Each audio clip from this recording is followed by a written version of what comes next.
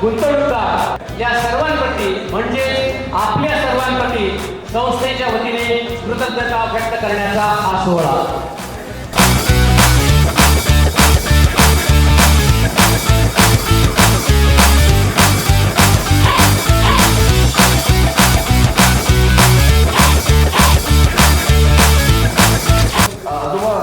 काय ते सांगत होते की महागणपतीच्या सुरुवातीच्या काळामध्ये जेव्हा जेव्हा नवीन तुमची ब्रांच ओपन होत होती तर त्या ब्रांचमध्ये मी ही पावती सर्वात पहिली केलेली ही पावती आहे।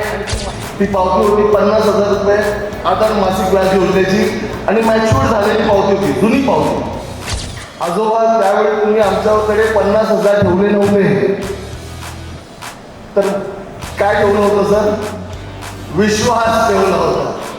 तो विश्वास आमच्यासाठी खूप मोठा आहे आणि ठेवीने कधीच संस्था मोठी होत नाही तर विश्वासाने संस्था मोठी होते।